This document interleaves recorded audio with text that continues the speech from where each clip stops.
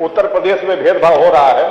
हमारे बलिया जिला से भी हमारे दो मिनिस्टर हैं, यानी 5 हमारे भारतीय जनता पार्टी के विधायक हैं, और बलिया जनपद में मात्र एक उद्योग के नाम पे चीनी मिल और सरकारी चीनी मिल। लेकिन दुर्भाग्य है उस चीनी मिल का कि वह चीनी मिल क्योंकि रसना विधानसभा में पड़ जाती है, जहां से बहुजन समाज पार्टी का विधायक आता है। सबसे अच्छी गन्ना की पैदावार हमारे यहां होती थी। पूरे जिले के लोग अपनी गन्ना की पैदावार करके उस मिल पे ले आकर के गन्ना बेचते थे। लेकिन लगभग 6-7 सालों से वह चीनी मिल आज तक बंद है। हर बार जब भी सत्र आउट होती है, मैं इस बात को जोरदार तरीके से कहता हूं कि भेदभाव न किया जाए। चीनी मिल किसी के व्यक्ति विशेष की नहीं है। उसमें गन्ना आएगा तो केवल बहुजन समाज पार्टी के विधायक के खेत का नहीं आएगा, वह गन्ना उसमें आएगा तो बलिया जनपद के अगल बगल हमारे गाजीपुर का एक बड़ा हिस्सा, देवरिया का एक बड़ा हिस्सा, इन जनपद के अधिक क्षेत्रों का गन्ना उस चीनी मिल में आएगा।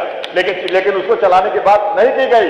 अगर बात की भी जाती है तो कहा जाता है कि हम उसको पब्लिक प्राइवेट पार्टनरशिप पे जा रहे हैं, PPP पे जा रहे हैं, उसके लिए कोई अपना इन्वेस्ट करे तब हम करेंगे। अरे मैंने तो कहा, जब सरकार कही थी कि हमारे पास जमीन की कमी है, मैंने कहा था कि आप अपने कैबिनेट से संशोधन कर दीजिए।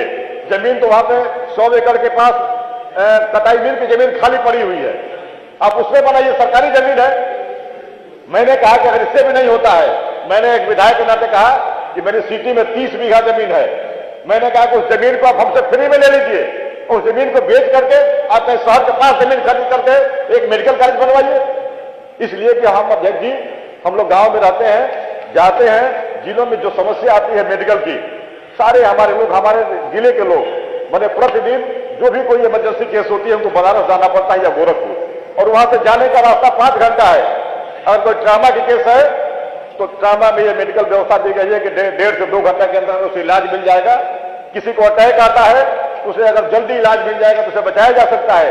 लेकिन हमारे यहाँ लोग लेकर भगते हैं बनारस ट्रामा सेंटर में, रास्ते में वो लोग दम तोड़ देते हैं। अध्यक्ष जी, ये क्योंकि इतना एक गंभीर विषय है, लेकिन इसमें कहीं भी इस अनुपूरक में नहीं आया। अनुपूरक का मतलब यही होता है कि हम मुख्य बजट में जो चीजें छूट गए हैं, जो चीजें भूल गए हैं, उस चीज को हम अनुपूरक में ले आए और ले आकर के हम आम जनता की उत्तर प्रदेश की जो आवश्यकता है उसको पूरा करें।